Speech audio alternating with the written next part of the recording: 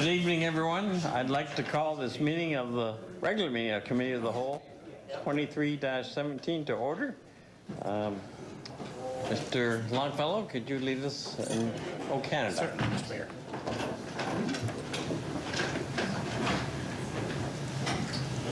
O Canada, our home and native land, true patriot love in all thy sons' command.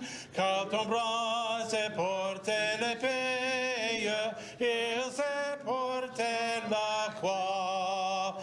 Ton histoire est une épopée des plus brillants exploits. God keep our land glorious and free.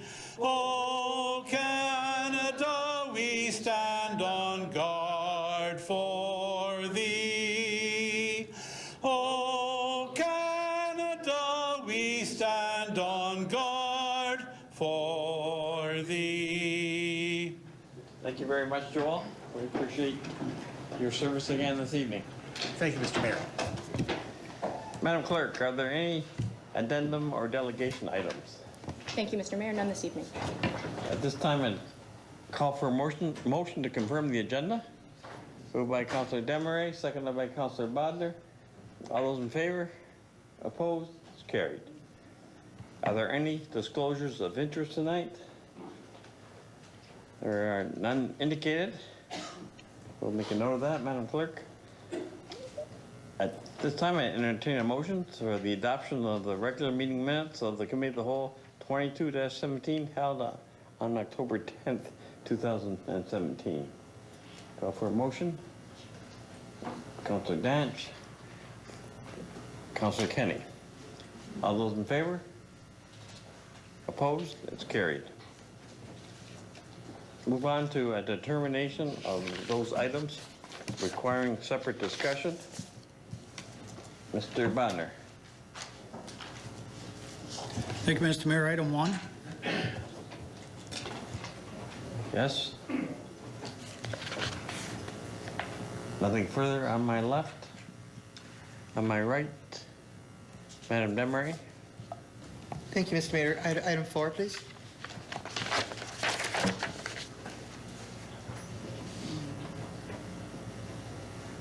Anyone else?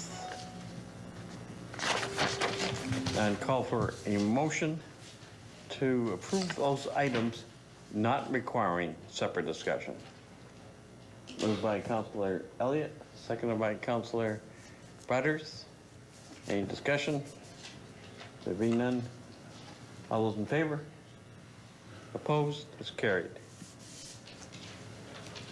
There are no presentations tonight. There are no delegations tonight. Move on to the mayor's report. I attended the volunteer appreciation reception for Arabella's Tea Room volunteers this afternoon and brought greetings on behalf of council.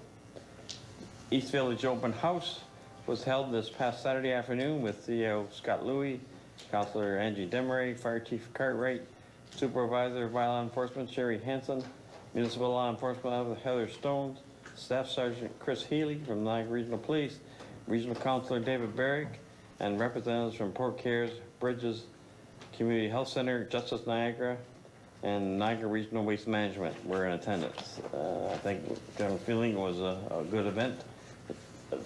Attendance was not what we would have liked, but those that did attend, I think, were satisfied with the information they received. Remembrance Day, the Royal Canadian Legion Branch 56 Poppy Week will, subject to your approval this evening, will run from Friday, October 27th to November 11th. The service at the Cenotaph will be at Déjeuner Park, will be on Remembrance Day, which is Saturday, November 11th, 2017, starting at 10:45 a.m. Out of respect for and in honor of our veterans, your attendance would be most appreciated. The citizenship ceremony, Scott Louie, CEO, and I attended a citizenship ceremony at the Roseland Center last Friday, I believe, where 30 individuals became new Canadians. Economic Development Strategy public consultation on Monday, October 30th. The city will be hosting a public consultation for the new Economic Development Strategy.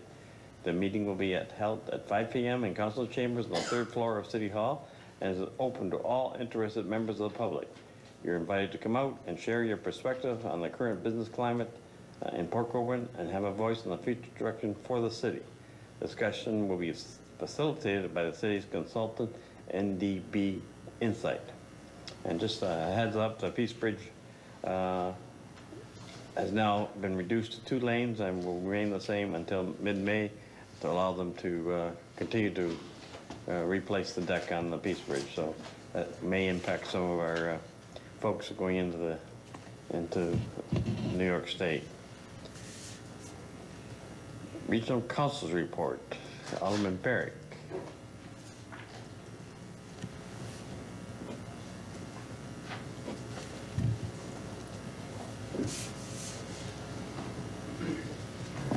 Thank you, Mr. Mayor.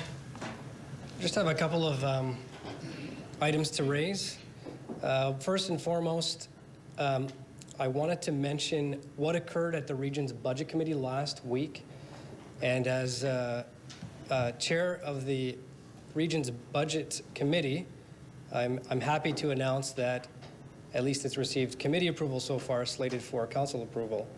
Last Thursday, approximately $34 million of investment in Port Colborne has been approved to be completed over the next 3 to 4 years. Specifically, Port Colborne water treatment plant upgrades and improvements, a total investment of $8.6 million. The east side, 2.8 kilometer force main replacement, a total investment of $10.4 million. The new Barrack Road water main, total investment of $11.5 million. Rosemount South Pumping Station upgrade, total investment of $1 million. City Hall Pumping Station upgrade and a 400-meter force main replacement with a total investment of $3.1 million. And with those investments, there's an additional item of $775,000 to deconstruct the King Street elevated storage tank, or the water tower on King Street, with the new one coming online. So I'm very happy to make those announcements and to see that those were approved at the Budget Committee level. We still have some more work to do, but those investments would be completed over the next 3 to 4 years. I wanted as well, Mr. Mayor, to take this opportunity to pick up where you left off on the open house with respect to the East Village Neighborhood Improvement Task Force. As you noted, I did attend as well. I was really happy to see the layout with all the relevant agencies and staff there. It's a great setup, and I would say a great model, perhaps, to consider for the rest of the city and for the region alike. I think it's a fantastic model that's been set up by all those involved. And part of my role is I'm on the Police Services Board, and we received a request from the East Village Neighborhood Improvement Task Force, specifically a letter from the chair, requesting funds from the Police Services Board Special Fund. And I'm also happy to say that the board passed a resolution to honor that request and make a donation of $2,500 to support the work, the great work that that task force does.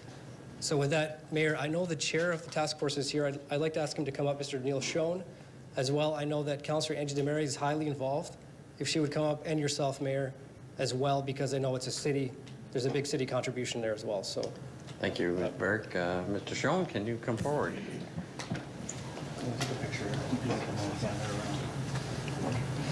Thank you, and my apologies, Councillor Doucette, I understand also is on the committee. Thank you. Congratulations. Thank you. Thank you, Dave. Thank you. Do I get to say a few words? If I'm sure. there's always people here that don't know what we're all about. As chair of the East Village Community Improvement Task Force, I have the honor of leading a group of citizens and councillors in an advisory capacity. We don't get to make decisions, but we do make recommendations to council to do all we can to improve the East Village, which runs from the Welland Canal out to the Valet Lands and from the beach up to the CN or CNR Railway anyways. Formerly called Lidsville, that's gone. Some of you will know it by that, but East Village. And we know that there's been all kinds of problems with property standards, building code infractions, some crime that was occurring there. And the city recognized that, set up a task force so that we could start addressing some of these things. And that was back in October of 2015. Since then, a lot of things have happened. You've seen the old building that housed Wall's Furniture has now been taken down. Other buildings are going through that same process. There's been a tremendous partnership between the regional police and ourselves. Staff Sergeant Chris Healy attends almost all of our meetings. And it's a great place to funnel complaints you have about criminal activities that you suspect or see. And we're making sure those are taken care of. The police board last year in July had a presentation from us and committed to making more officers available on the street as opposed to in their cars. And that's made a big difference. A lot of people have been very happy with that result. And the other is on the city side with enforcement of property standards, cleanups and building code issues. And between the two of them, we're seeing quite an improvement there, and would hope that others, especially those living there or those who have friends there and visit, if they see something they want to see improved, see things that should be improved, they would contact either their councillors, Yvonne Doucette and Angie here, or myself. We'll make sure that they're tended to. The money that we applied for, and we applied for $2,500 and got $2,500. Amazing, they didn't cut it back, and thank you for that. But it doesn't seem like a lot of money, but it'll be used for more open houses, and in particular in the spring, we're trying to focus on a community cleanup, where some of this money will be used to carry away things to the landfill that wouldn't normally be picked up by regional council. So we're focusing on that for the spring, and if there's any other projects you deem appropriate, let your councillors know, and we'll make sure that we follow through on them. Thank you. Thank you. Who do I give this to? Peter. Can I take a picture, maybe in front of the wheel there? Whatever. Oh, we're going in front of the wheel. Peter manages the money. We just tell him how to say it. I don't know that there is. Double check. Double check. Okay. We'll have to do the show. 3, 2, 1. All right, thanks.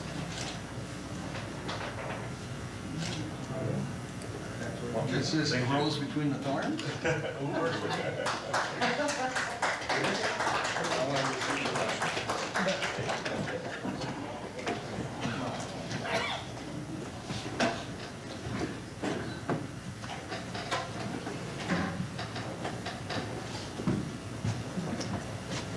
At this time, I would ask members of council if they have any questions for Mr. Barrick. Yes, Alderman Butters. Thank you, Mr. Mayor. Either you or Regional Councillor Barrick can answer this. Not too long ago, we received a letter through your office and I believe through the communications person at MPCA about some changes that happened at the MPCA regarding some people that no longer have their jobs there, and that work will now be assumed back to the region. Have I got that right so far? So far, so Okay. pretty good. So I sent in a question after I got your correspondence, and I just asked a really simple question. The people who used to work for the MPCA and the job that they did, and now that work will be done at the region, will the mandate still be conservation? Will that be the driving force now that it will be done at the region? I can only respond, yes, it should be. I don't deal with human resources of the region, so I can't make a definite comment. And we're also hoping that those individuals who were laid off from the Conservation Authority will now be rehired because they have the expertise and knowledge to carry out the requirements of that position. So. Well, I didn't see it so much as a human resources thing as I did a policy in terms of a regional policy of what happens out of now the work that will be done out of the region. So I was wondering if either one of you can find out what the actual policy is going to be surrounding that, that work, and that it will be based on a mandate of conservation as opposed to just finding out a way to get a project done. Because let's face it, there are planners and there's all kinds of consultants and whatnot that do, when they are tasked with a specific thing, and it is to find out how to get something done as opposed to coming out of a lens of conservation. And that's been my concern. Okay. So if you could find that out for me, that would be That's a great. legitimate concern. This work, which the Conservation Authority was doing, was delegated down to them by the region. And now the region, for reasons of fiscal responsibility, have taken this job back. Right. And therefore they don't have to pay the Conservation Authority for their efforts. But Mr. Merrick, do you wish to make a comment? Thank you, Mayor. I declared a conflict of interest on this matter at the region, so I'm unable to speak to that here either. It's understandable. Thank you. So we'll If you get could you find the it. information that Thank you. you require. I appreciate it. Thank you. Any other questions of Mr. Merrick?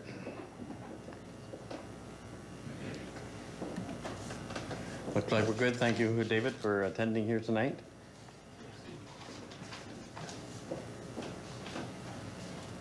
Are there any council's items that they wish to speak to members of staff tonight about? Alderman Doucette?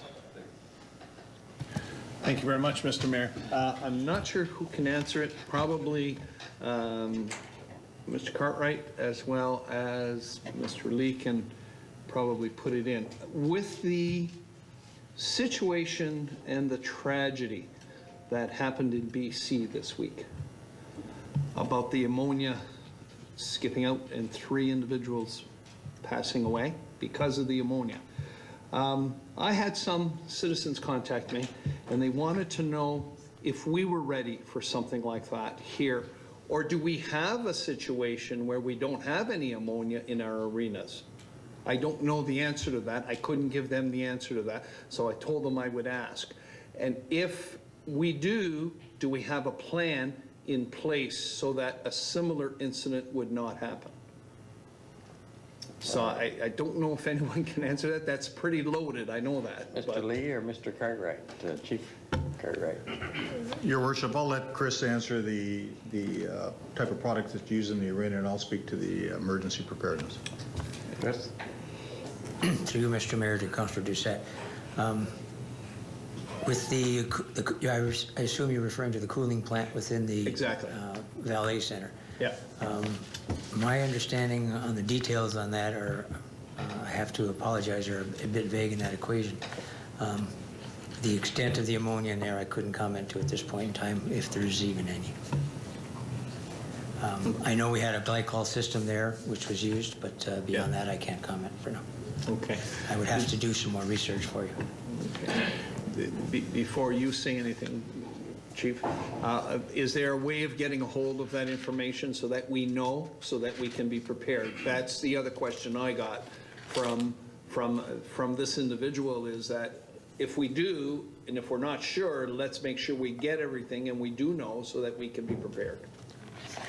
Through you, Mr. Mayor, to Councillor Doucette, I've actually just minutes ago texted our building maintenance facilities people to give me an idea of the quantities that may be involved. Good. Excellent. Chief Cartwright? Your Worship, if I can, to Councillor Doucette and Council, I can reassure you that there is some hazardous materials within that facility, the same as there is within industry and the community at large. We have, when I say we, the fire department, as I can reassure you that the fire department has pre-fire planned all of those buildings if in the event there were to be a fire or an emergency. We have people internally to our operations who are trained technicians with regards to hazardous material releases in the community. Plus, you have to understand that it's not just those facilities. We have gas stations with propane. We have it going back and forth on the highways. We have a regional hazmat team of which we are part of, the city is part of. I'm not going to guarantee you that every situation because can be handled very, very quickly, but the reality of the situation is we believe we have the resources that are needed both here and elsewhere in the region.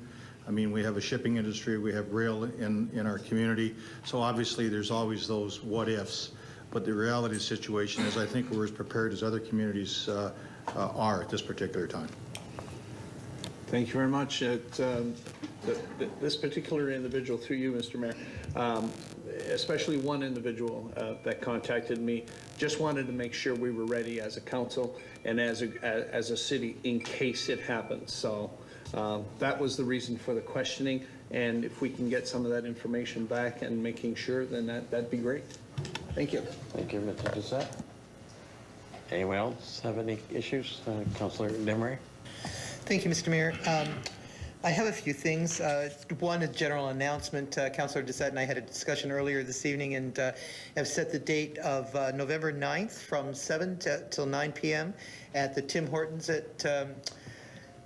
on Highway 3, Main Street East, and Elizabeth Street. We'll have our ward meeting there as usual. We're looking forward to that. It's that time of year again.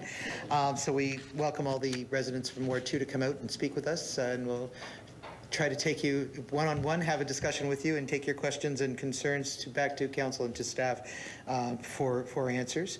That's one thing. Another, I had an opportunity to attend the Operations Center opening, and that was just a really quite an impressive day. And if you haven't had a chance to see it, you really do need to make an attempt to get over there and check it out. It's a great building, and it's going to allow our staff to really work in a safe and comfortable environment, which is a good thing. Also, last week's Fire Prevention Week activities were really quite impressive. If anybody got a chance to go to the fire hall, you would have been well served to do that. And afterwards, there was a dinner, an appreciation dinner put on by the fire department, which I found to be a really impressive event, and all the people who have helped them through the years were acknowledged and treated to a great dinner. I was lucky to be able to attend that. And the following day, it was really quite a busy weekend. The following day, the Italian Hall had a fundraiser tea where they were raising funds to help the fire department in their efforts again, and got to go to that. So it was a busy week, but it was a good one, and it really showed the way our community comes together and helps out and make sure that everything works very well. So it was a great weekend. Thank you. That's all I had to say. Any other comments or questions? Councillor Wagner? Thank you, Mr. Mayor. You had mentioned Remembrance Day ceremonies, and traditionally Councillor Butters and I attend the one at Centennial Park. So if we're not at H.H. Snow, we'll be there. I also received a letter, an actual letter, which is nice to receive rather than an email sometimes, with some very nice writing. And it's from a lady who I believe initiated the chairs in this room with arms on them. As you can see, some of those black chairs. And it's for people that have certain disabilities that find it hard to get up from just chairs without arms. She's also asking if we can look at the library, because apparently at the computer terminals, we don't have that. So I imagine our CAO is on top of this, extending to all of our different facilities, but I'll ask for that. And also, in this facility, I have a disability where I like arms on a chair to get up too. I attended a meeting on the second floor, and I had to wait for that meeting, and I can tell you that there isn't any chairs with arms on the second floor for people to wait there either. There's a couch with one arm on each side, but for some people, that just doesn't work. So I just asked, Mr. Mayor, through you to the CAO, if there is some plan to look at all of our facilities and put something in that can make it easier for people to take use of those. Mr. CAO? Sure. Through your worship to Councillor Bonner, it is true that nowadays the definition of accessible is very much broader. Not everybody who needs accessibility improvements is in a wheelchair, and disabilities aren't always visibly apparent. So we need to do a better job of recognizing that there's a spectrum of disabilities for all of the users of our facilities, and we are trying to be more proactive in the way that we do that. And those chairs are just one example. It's a simple thing. It was a relatively easy thing to turn out about a dozen chairs to make it a little bit easier for people to get around. And I will take those we are doing it proactively in all of our facilities. But the couple that you've highlighted, the library specifically, because I do have a position on the library board, and the waiting room or the areas on the second floor I can take back right away. Thank you. Thank you, Mr. Louis. Councilor Butters. Yes, sir. Is Councillor Bodnar finished? Okay, I just have one item. I was out the other evening and a resident approached me and asked me why we don't light up the tree in King George Park on Clarence Street. And it's just a nice little shaped tree. And so I'm kind of bringing it forward tonight for some consideration that maybe this year we could look at lighting up that tree. I don't know about the rest of you, but I've got like all kinds of lights in my barn that are like excess. Larry never wants to give up any because he's like the full-time Tim guy of lights. But I'm sure if we sort of put our minds to it, we could maybe see about lighting up that lovely tree and adding to the festivities of the Christmas season. Thank you for your comments. I know that one of the problems is access to power, which is on the other side of that plot of land, St. George's Park. But Mr. Lee, do you have any comments on that question? Through you, Mr. Mayor, to Councilor Butters. We'd have to investigate putting power supply near the tree. That shouldn't be an issue. It's just a matter of some time and a few parts and pieces. If you have the lights, I think we have the way. Thank you for bringing that up. Any other questions from members of council? There being none, are there any responses to inquiries by members of staff to previous questions of council? And Mr. Lee, you're indicating yes. Through you, Mr. Mayor, to Councillor Doucette. Staff has just confirmed that we have approximately 400 pounds of ammonia on site at Valet at the most. Our system that we use, I knew we had glycol on the floor for cooling. Our system is what they refer to as an indirect system, so the ammonia is used exterior. The BC incident, it is thought by our staff anyway that they have what's called a direct cooling system where the ammonia is actually in the floor circulating through. So our system is much smaller in its content and subsequently a little bit easier to control. Yes, Chief. Your Worship, thanks very much. I've got a few items. Councillor Demir's brought up a few things, but on top of that, I would like to say that as you're all aware, Tim Hortons raised money for us for the cookie drive. You're going to see a presentation made to council or the fire department and thus Peter, and then for our purposes from a fire safety perspective, they raised just under $9,000 out of the 3 stores in cookie sales. So I just want to take a second to thank the people in the community for supporting us through Tim Hortons. It certainly is a huge amount of money for us to have available to us to assist the community as a whole. A bit of an update on the program. So far this month, we've had over 200 appointments made with people asking us to come to their homes to make sure their smoke and carbon monoxide alarms are working properly. As you're aware, we're providing them to the community free of charge for the month of October. To this date, it seems to be certainly very, very successful. And these funds such as this certainly assist. The Italian Hall did hold a social tea for us. They will be coming in the month of November, presenting us with a check. We don't know what that amount will be at this point in time. We've had some suggestions, but I won't share that at this particular time with council. One thing I would like to mention, the fire department's involved with the food drive. I believe it occurs November the 4th. I'm pretty sure it's the Lions food drive is November the 4th, just for the viewing public. And we'll be going door to door as well as a number of other community groups to assist the food bank. One other thing, there's 2 other things actually. I will let you know that today myself and my fire prevention officer were invited to attend the Ontario Fire College to speak to the Ontario Municipal Fire Prevention Officers. There was about 100 of them at the Fire College to speak on behalf of the issue that happened here last December and what has come out of that issue with regards to our increased smoke alarm and safety program within the community. We spoke for about 40 minutes. Gave them a little bit of insight, shared information with them. It was very well received. And I should also mention to council that last year, each year in the month of March, April, there's a presentation made to a municipality for fire safety in their community. This past March, we were the runner-up in the province of Ontario. So I think we're moving in the right direction, and we're going to continue to push ahead. And I reassured all of them in the room today, we will continue to push ahead. I also will share with the community, I'm not going to give you the day, but I will tell you that it goes very well with what was asked by Councillor Doucette. We're doing an emergency planning exercise this week. It's going to happen in the community this week.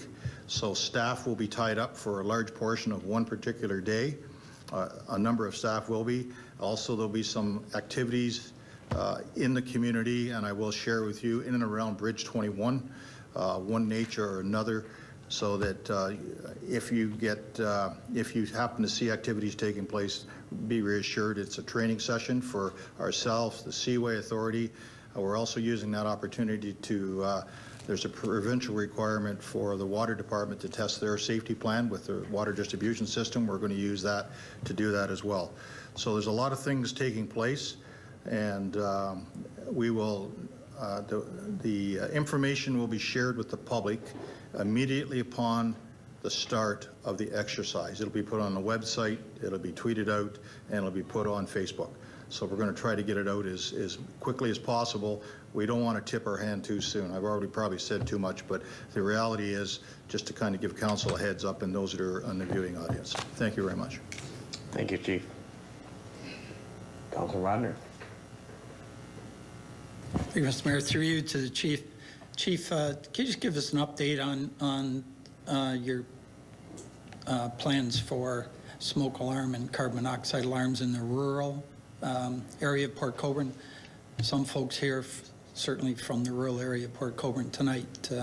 How's that going, and can they contact you ahead of time so they don't get a knock on the door, and just give us some info? Thanks.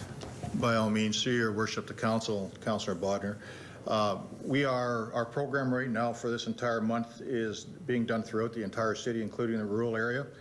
We have groups going out every Tuesday night and during the daytime. If they call in for an appointment, we will certainly go out and go to their homes. But we do go door to door on our evenings. The issue we're running into now is the darkness, as quick as what it is. It makes it much more difficult for us to go door to door. And quite frankly, if you need to, if you would like us to come to your home, you can call and make an appointment. We are available 7 days a week, 24 hours a day. And you can call us at 905-834-4512. And I will share this particular point. It's of utmost importance that the people in the rural area get on board with this, because quite frankly, you're the furthest away from getting help from the fire department. You need to get that early detection to be able to get out of the home and contact us. So please, if you're listening or you're in the audience tonight, don't be afraid to contact us. Quite frankly, we'd be more than happy to come at any time that you call, and we will arrange for an appointment. So again, thank you. Mr. Bodner. Thanks, Chief, for that. Just to reinforce that, you're coming to everyone's home regardless, and you will get into the house at some point to check smoke alarms and carbon monoxide alarms. So if you would like to do it on your terms and your time, simply call the fire department, make an appointment, and they'll come out. They're coming anyways, and they will get in. You can refuse them once, Chief, or just explain that part of it if it's not convenient at the time. Your Worship, under the Ontario Fire Code, we have the ability, if people refuse entry, we can actually go to a justice of the peace and ask for a warrant. We do not do that. So if we go to a person's home and they refuse entry, what they will do is they'll get a letter from us informing them that we'd be more than happy to come to their home at a time that's more convenient for them and provide an inspection and assist them as needed. Failing which, if by chance we turn up at your home for a fire call, for a medical call, or whatever the case might be, and you're in non-compliance, you will be charged. That's the rules that have been set out clearly and adopted by council and supported by council. So we're asking people to get on board. We don't want to use force. We'd much rather come and assist you in making your home safe. If you would, please. Thank you. Thank you, Chief. Any further questions? Mrs. Gregg? Thank you, Mr. Mayor. This is just in follow-up to the last council meeting. I've been informed that there was a delegation which appeared and they had some questions and comments in relation to the 2018 municipal election. And I wanted to let council know that I've been informed of those questions and I'll be bringing forward a brief report to the next council meeting to respond. Okay? Thank you. Thank you for the update. Okay, we'll move on to consideration of those items requiring separate discussion. Item number 1 was yours, Mr. Bodner. You're making that recommendation? Yes? Thank you, Mr. Mayor. Engineering and Operations, Engineering Division Report number 2017-162, subject, Young and Hoff-Wagner Municipal Drains Meeting to consider.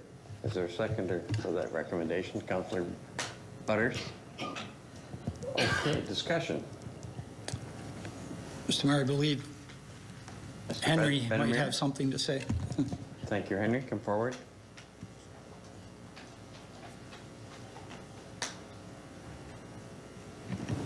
Through you, Mr. Mayor, to members of council and the members of the public that are here this evening that are affected by the Young Hoff-Wagner drainage works. Tonight we're here. It's an official point in the process under the Drainage Act. Council's here, and the members of the public affected are here. We're here for the meeting to consider the engineer's report to ensure that it's complete and there are no gross errors, at which time, after the engineer is here this evening to present the report, after the presentation, members of the public can come forward and ask questions with regards to the completeness or accuracy of the report. We're not here tonight, though, to discuss anything to do with assessments. Assessments comes after this evening, several weeks later, and that's a body appointed by council. That'll happen tonight. It'll be 2 members from the City of Port Colborne and a member of the City of Niagara Falls and a member of the town of Fort Erie, at which time they'll hear appeals regarding assessments. There's nothing that council can do with respect to anyone concerned about their assessments here tonight. So that's a point of clarification that I wanted to bring forward. We have here tonight Spreet Associates London Limited. We have Andy Spreet, it's second row behind me. We have Brandon Widner, we have Mike DeVos, and we have John Spreet. They're here representing the firm that prepared the report.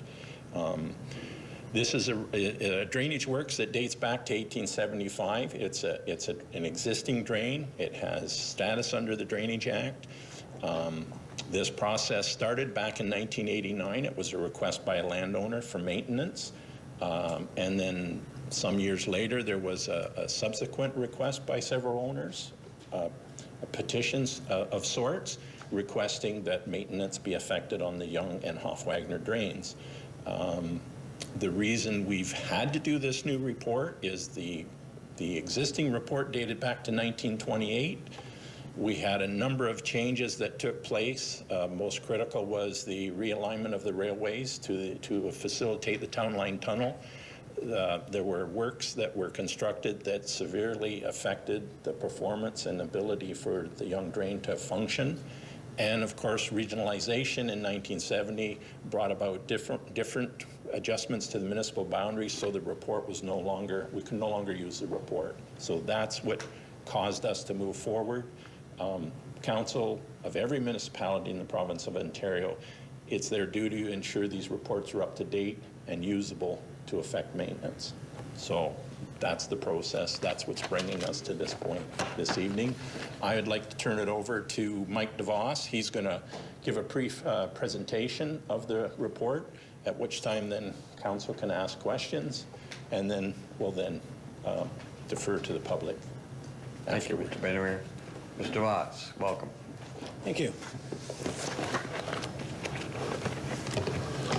As Henry stated, that this report was prepared for both the Young Drain and the Hoff-Wagner Drain in accordance with Section 78 of the Drainage Act. The report recommends repair and improvement for the full length of the Young Drain, which extends from Colborne Road in the City of Niagara Falls upstream, generally in a southwesterly direction, and it crosses into Port Colborne west of Regional Road 98, and then it continues westerly up to its head west of the Regional Road 98. From that point on, it turns the same, it's the same channel, but it has a different name, a different bylaw, and it's called the Hop-Wagner Drain, and we are recommending for repair and improvement to its entire length, starting from that point, heading straight west, and going to the top end of the drain, which ends up being at the intersection of Forks Road and White's Road. The two drains are similar in nature in terms of that they are an existing open channel. We are recommending that an excavation of creating a low-flow channel be constructed within the existing channel and leaving the side slopes of the banks where possible. It would just be the lower part of the drain that would have the material excavated from it, although in several locations there is a fair amount of sediment that has accumulated due to some of the changes from the railway and the extended period of time since the last maintenance has been completed. There will need to be some clearing and brushing of the vegetation along the drain as well to help the movement of the water and also for access of the equipment. The excavated material that is coming out of the channel will need to be leveled adjacent to the drain, or in some cases hauled away where we're actually pulling material out of culverts. There's going to need to be some seeding of the newly exposed ditch banks where we're going below the old ditch banks. There's going to be a low-level farm crossing that will have to be pulled out and lowered down at a deeper depth.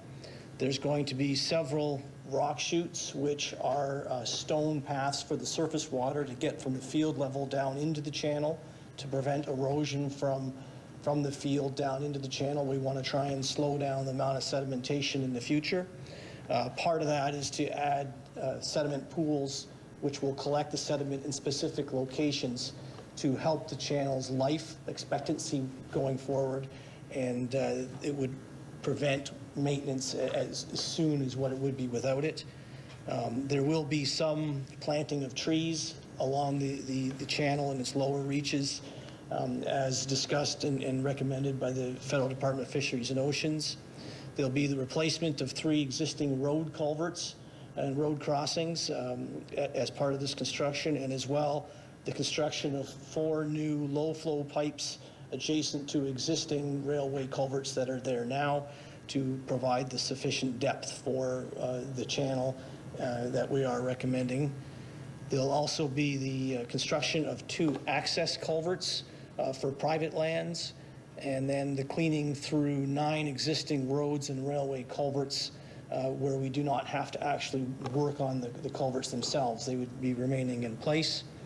There's going to be 207 meters of the Young Drain across the Geyer and Amesbury's properties that will be relocated to a different spot on the property at the request of the landowners. And then at the very top end of the Hop-Wagner Drain, we are recommending a relocation from its current location to the south side of the CNR Railway as it heads west in the very top end to avoid utility issues that exist now due to the construction of different utilities that are in the way of us doing our work, as well as the clean out and the redesignation of the existing ditch of the Hop-Wagner ditch between Shirk Road and Forks Road, and redesignating it as the Nice branch of the Hop-Wagner Drain.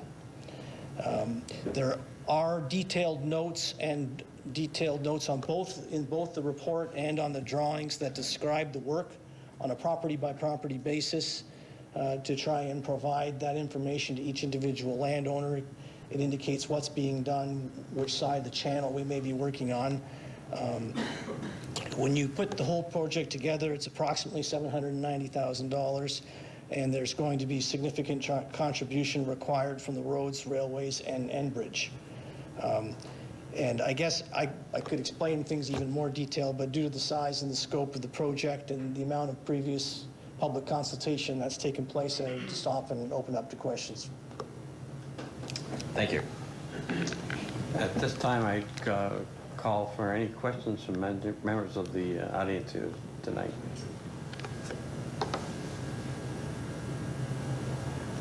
I have a question. You just indicated in the last part of your introduction there that you're relocating the site of a few drains through a couple of properties. Will the cost of that relocation be paid for by those landowners, or is it included in the grand bill? Yeah, we take a look at what the cost would have been if we were to do the work in its existing location, and then we take a look at what's costing now, take a look at that cost difference and then assess it. The majority of that increase goes to the particular landowners who are asking for it. If there's other reasons, in the case of Enbridge, it was due to a utility.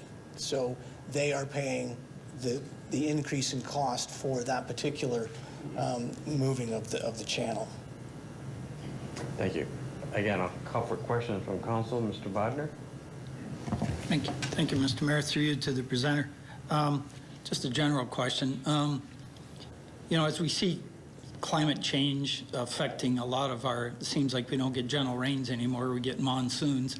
I asked this of our staff, are we taking into any consideration of making our ditches slightly bigger or wider? And does that play at all into when you're looking at drains? You can, and we have been asked to in certain occasions. In this particular case, the existing channel is quite wide. It's more of a depth issue as far as drawing up the ground in between rain events. With the channel as shallow as what it is it cannot dry up the ground in that particular area. We are limited with the amount of capacity we can provide to the large storms. What we can do is increase the capacity of particular road crossings, culverts, and railway crossings, which are exceptional barriers to the flow. The adjacent lands are generally lower, and these roads and railways have been built up. Their design standard is much larger when we propose a crossing, because we know that the water is going to have a really hard time filling up high enough to get over that particular obstruction, so they are designed to a bigger standard. Has it been particularly individually changed due to climate change? No. Yes, Mr. Bodner. One more question also, and I think this is more to our drainage superintendent, but we always hear that we absolutely need to get these reports in so that we can work on these drains, do the proper work. But I guess as many people like to be reassured, what about the maintenance after the fact? So I don't think that's your particular. No, but we do get asked that question. Right. I did mention that there's sediment pools are being recommended. Maintenance of those pools will help prevent the channel from accumulating sediment over time. There is a new report in place that has maintenance provisions, and the next time maintenance is required, I will not need to be around, because you have that instruction provided through drawings and the assessment schedules. So I wouldn't expect that you would see the same time period going forward for maintenance to be done, and it would be done much more easily. You wouldn't be working on culverts, you wouldn't be creating rock chutes. It would be more of a simplistic cleaning out of the sediment pools and possibly some clearing and brushing and removal of sediment in the bottom of the channel. So yeah, it would be done more frequently on a normal basis, and also with some additional provisions to help reduce how fast it accumulates. Sure. And I would assume the sediment pools are placed in a convenient spot that's we try easy to, you know, we try our easy best to get at. Okay. Thank you. Any other questions of council? I go to the audience again. Mr. Benamir, do you have a question? Not a question, but with respect to the audience, I was asked to present a brief little concern of one of the ratepayers, okay, one of the property owners. I forgot to. Could you maybe provide us with that and perhaps give the actual piece of paper to our clerk? Yes, I'll do that.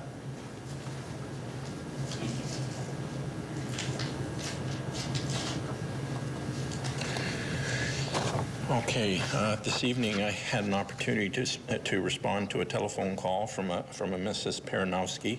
She's adjacent to the drain. The drain actually passes through her property. She's on the north side of the drain, just off of Montrose. And she just asked if I would present some of her concerns here tonight, because she wasn't sure if she could attend, although I'm not sure. She may have been able to make it after all, but I said I would present on her behalf. So she just emailed me this presentation, so to speak.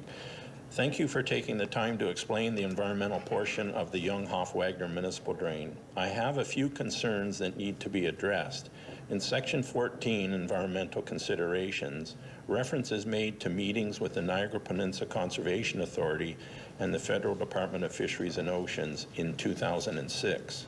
That was 11 years ago. There is no mention of any more recent meetings and recommendations. There is also no date given for when the Ministry of Natural Resources and Forestry was consulted. Are there no recent reports? Policies and procedures may have changed in 11 years. I am very concerned about whether anyone has made an effort to find out if there are species at risk present. There is only reference to there being potential species that will be affected. Would it not be worthwhile to do a study to find out what species are present before disrupting habitat? It is worrisome that DFO wanted a 3-year phased work schedule and then agreed to a 1-year schedule. What changed that timeline? What changed that? The timeline could be reduced to such a degree. The MNR, the Ministry of Natural Resources and Forestry, concludes that the proposed work should not occur from October through April, as well as the last weeks of May through June. The wording should not be, the wording not is not firm, and it is to be meaningful. If it is to be meaningful, it should read cannot. Section 18 does not explain some of the mitigation measures that are recommended. It is hoped that what is referred to as recommendations are also requirements of this project. So I spoke to Mrs. Peranowski, and I assured her that there were definitely subsequent discussions and meetings with those agencies well into 2012. Unfortunately, from what I could see in the report, a date of 2006 was referenced, and then that particular section went on to describe all of the additional work, but there were no dates attached to it, to sort of imply that, you know, we had definitely recent discussions with all the agencies. So I tried to assure her that it was. So I think, Mike, you can speak further on that. Yes, there's 3 environmental pieces of legislation that we have to be concerned with when we start to do work like this. One is the Federal Fisheries Act, and the DFO is the acronym that we use for the agency. They have been consulted throughout the process. They do provide the authorization, an actual authorization for us to do the work. They have provided an authorization to us as late as this past month. We wanted to ensure that we extended the time period that it could be built into 2020. We can't guarantee how long the project may take. We do have timing windows in place where we cannot construct the drain before July and past the beginning of October. So there's a restricted period of us being able to do the work. And that may not be enough time for us to be able to get that work that's completed all in one season. We may have to stop work and work in the next season. So we don't know exactly what the weather is going to be like, what the contractor's ability for speed is going to be like, what they may run up to during construction. So we have the ability to work into 2020 with that agency's approval. We will have to abide by their timing windows. It's a recommendation in the report, but it's something that's required of those pieces of legislation. There's also the conservation authorities have the alterations to ditches and watercourses, and they have reviewed the information in the report and suggested that a permit would be required, but a permit would be issued, and that will be part of the process from now till when it gets built. As well as you also have the Endangered Species Act, which is provincial legislation, and that has been dealt with through the MNR, the Ministry of Natural Resources. They did provide the species that we would need to be concerned with, and they provided the recommended mitigation measures, which we've included in the report, that would be included for us to be able to properly watch for those particular species and use the best management practices in case that they are found during the excavation work. So it is covered. The requirements are part of the approval process. Are you in a position to respond to any of the concerns of Mrs. Porosky right now this evening? Yes, as Henry said, that those discussions and approvals had been definitely dealt with post-2006. The 2006 reference was to the first time that some of those agencies provided specific comment on specific areas. We have had and are getting, we have the DFO approval. The permit from the Conservation Authority will be sought and acquired. The preliminary information is they have no concerns with providing it with what's in the report as well. The MNR has provided guidance to deal with their legislation. So they've all been addressed. They've all been addressed, okay. One more time, is there any other questions from members of the audience? There be none, I'll go to Mr. Bodner. Thank you, Mr. Mayor. Through you to the presenter, we hear that you're talking about the DFO and some of the restrictions and everything. Does some of the problems that we run into with DFO and different things come about because we haven't done regular maintenance on these drains and they've actually become a fish habitat just because, you know, we haven't made sure that the drain is clear and running free, and that is that a fair statement? Or? I would say that there is some truth to that there is some component that the longer you leave it, the more naturalized it gets and the better the habitat will become, and some of the species you may see want to use it will come. Certain other characteristics are there for other reasons, and they would not change. It is a fairly large watershed by the time you get to the bottom of the drain, and it flows a fair amount of water. So there may be certain species that just want to be there by the volume and the shape of the channel. The upper reaches wouldn't see the same species because it's a much smaller watershed at that point. But there is some degree of exactly what you're saying. They actually have a different class for a drain that hasn't been maintained in a certain period of time. So by the naturalization of these channels, it does make it friendlier for the more rare species. So just to follow up on that, when Councillor Butters and I are requesting extra work by our drainage people, that's one of the reasons. You know, I got nothing against the little fish. Spent a lot of summer days of my youth fishing in some of those municipal drains, just laying there in the sunshine.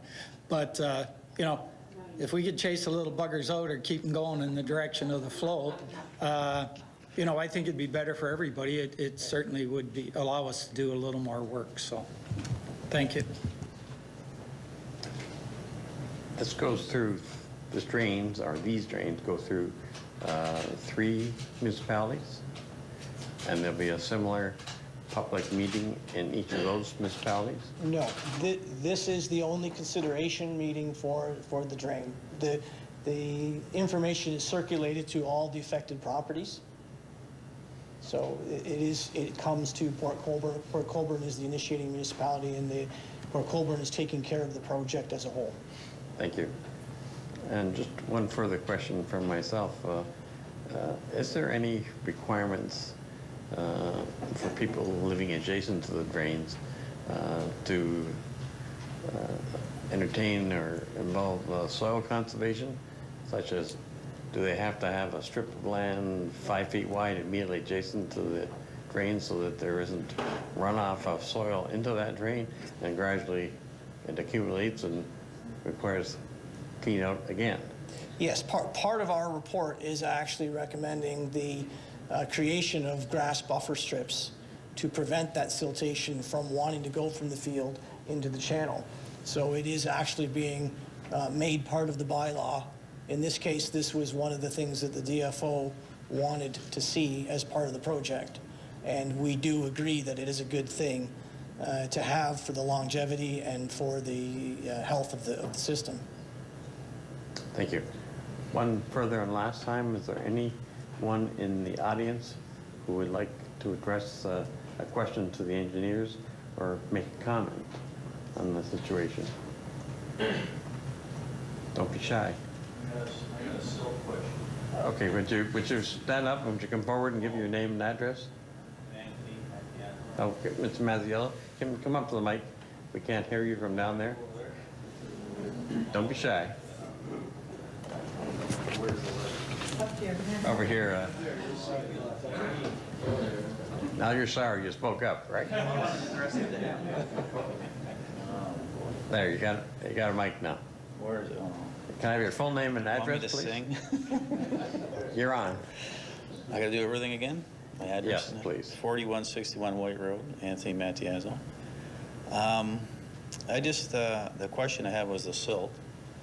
And you have pools or whatever in place for the silt, but there's two things I think that go issues with a ditch is also the weeds.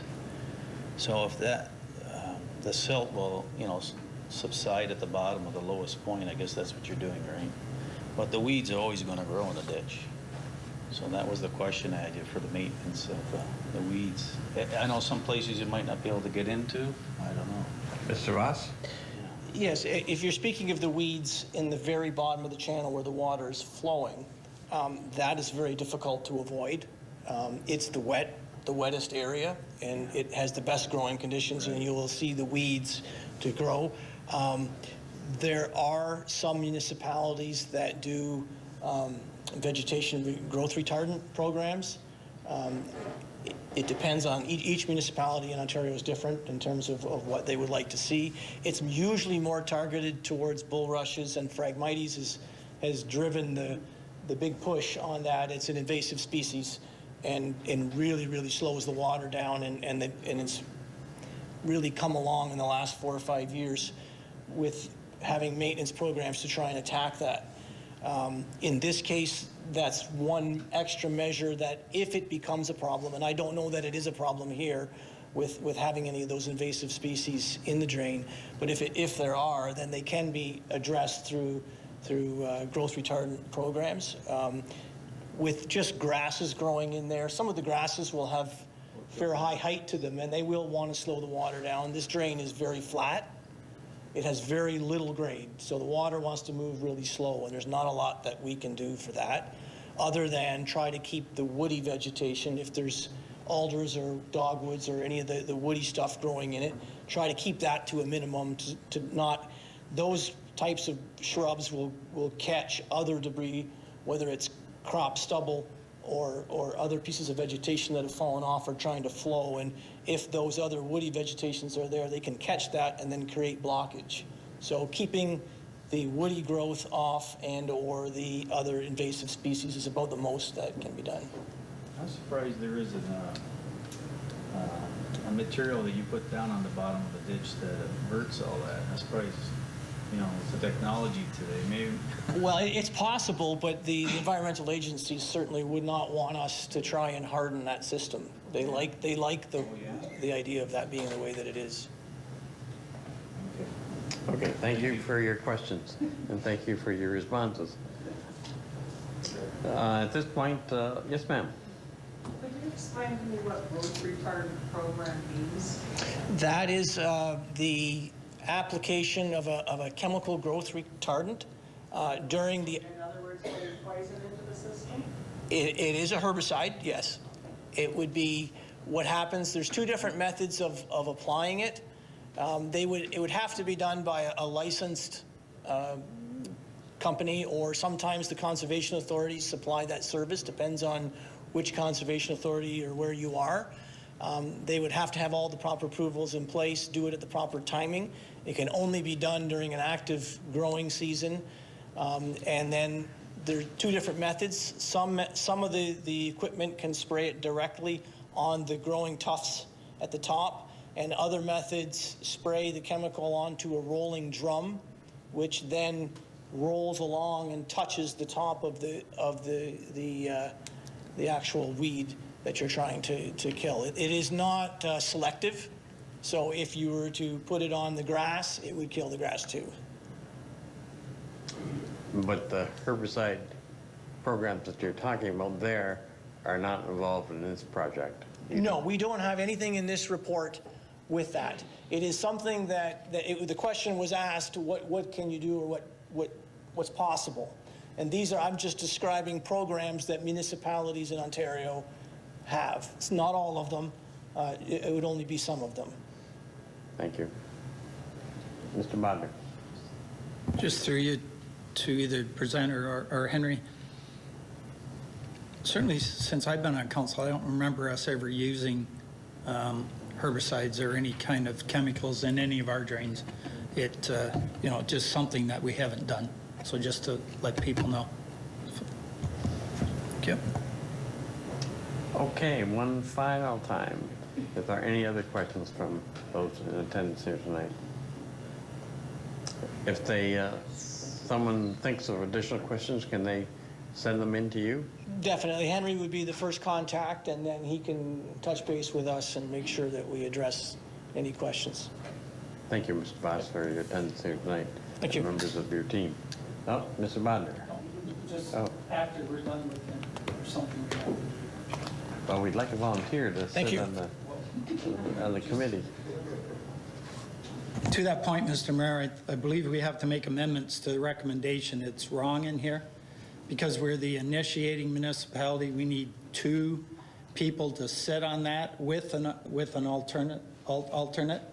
So it says here that there's 1 councillor and then the other one would be the alternate. But in reality, we need 2 councillors and an alternate. So, can we have perhaps a volunteer from this council? I think. And we need one more as an alternate. So it's Councillor Bodner, Councillor Dance, and Councillor Butters. Councillor. Yes. We have the recommendation moved and seconded. I guess we need no, we've had it's been moved and seconded, but I guess we need a sub-amendment or including filling in the blanks of those representatives from this council. Would someone, Councillor Kenny, Councillor Desmarais, you're making a recommendation of those 3 individuals be appointed as members of the Young and Huff Wagner grades, and a councillor be appointed as an alternate. Okay, we all are clear on what the recommendation now is. Can we, I guess we better move on the amendment. We're appointing those 3 people. All those in favor was Councillor Kenny and Councillor Desmarais. The seconder, all those in favor? Carried. Now I call again for a vote on the recommendation as amended. All those in favor? Opposed? That's carried. Thank you. Next item is item number 4. Councillor Desmarais. Thank you, Mr. Mayor. Community and Corporate Services, Community Services Division, report number 2017-161, subject 2017 Canal Days Marine Heritage Festival postmortem report. Is there a seconder for that recommendation? Moved by Councillor Bodner, seconded. Moved by Councillor Desmarais, seconded by Councillor Bodner. Discussion, comments. Councillor Desmarais. Thank you, Mr. Mayor. Through you to Peter. Peter, first of all, thank you so much for this report. This is probably the most in-depth report I've ever seen on Canal Days. So it was really good. Some good reading and leads people to much better understanding of what really happens there. I do still have a few concerns. This year was a challenge. There was a lot of staff changes and that sort of thing just immediately before Canal Days happened. So I got to say, with the few staff that were left to lead the charge, they did very, very well. So it was a great thing. But I am concerned with sponsorship and what the plans are to make sure that we've got that locked down well for next year. So if you could just tell us about that, I'd be happy. Through you, Mr. Mayor, to Councillor Demery. First of all, yeah, I'd like to compliment our staff for actually writing this report and putting so much detail in it, so that it was, it covered, you know, majority of all of the events that did take place during Canal Days, and whether it was, you know, how things went, good, bad, type of thing. As far as sponsorship goes, we are, as you know, in the middle of our reorganization of community services. Sponsorship is part of that, and I know that our CAO, Scott Louie, and myself will be discussing going forward. At the moment, we are continuing to use our current staff, and the person that, our staff person that did the sponsorship this for 2017 has now already started for 2018 and is working on that. We had a meeting actually last week to deal with sponsorship and the volunteers, and we'll continue to move forward with our current staff at this point in time and start the ball rolling. That's great. Thank you so much. Any other comments or questions? There being none, we have the recommendation moved and seconded. Call for the question. All those in favor? Opposed? Is that unanimous? I couldn't see the hands. That's unanimous. Thank you.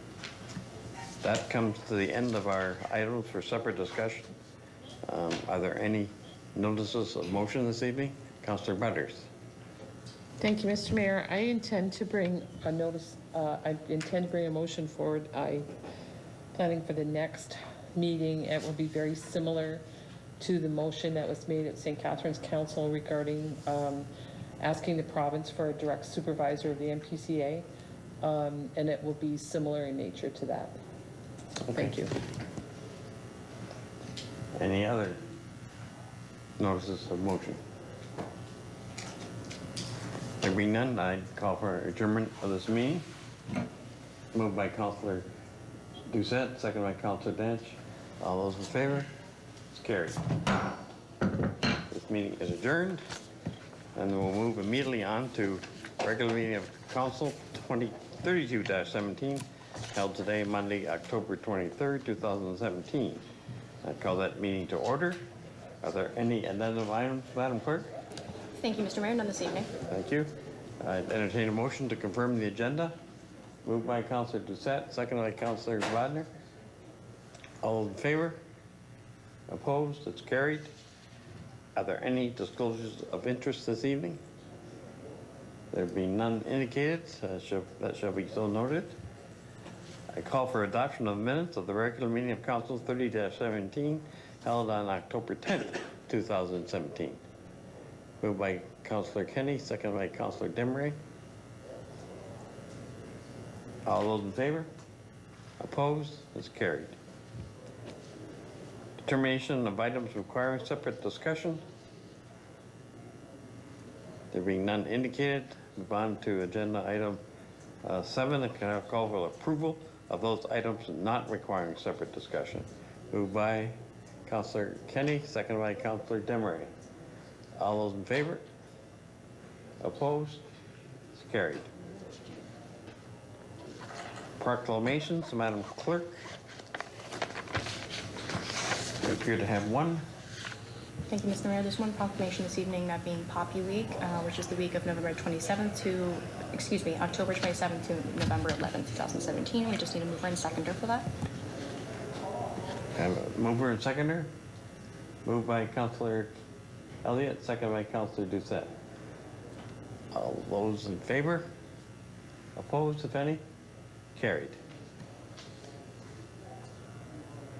We have tonight minutes of the Board of Colborne Active Transportation Advisory Committee meeting of September 18th, 2017. I'd call for a motion to approve those minutes. Councillor Kenny, moved by, seconded by Councillor Demery. Call for the question. All those in favor? Opposed? It's carried. Are there any bylaws, Madam Clerk? Thank you, Mr. Mayor. That the following bylaws be approved. Bylaw 652 969317, being a bylaw to provide for a Section 78 Engineers Report for drainage works in the city, known as the Young and Hoff-Wagner Municipal Drains, and bylaw 65279417, being a bylaw to adopt, ratify, and confirm the proceedings of City Council at its regular and special meetings of October 23rd, 2017. Thank you. Is there a motion to accept that proclamation? Moved by Councillor Bodnar, seconded by Councillor Elliott. All those in favor? Opposed? It's carried. At this time, I would call for a motion to go back into closed session to deal with a verbal report from myself as mayor concerning the performance appraisal of the chief administrative officer pursuant to the Municipal Act 2001, subsection 239(2)B, personnel matters about an identifiable individual, including municipal or local board employees. Call for that motion, Councillor Doucette. Or seconded by Councillor Desmarais. All those in favor? All those in favor, can we see your hands again? Opposed? It's carried. Now move into closed session. Thank you for those in attendance here this evening.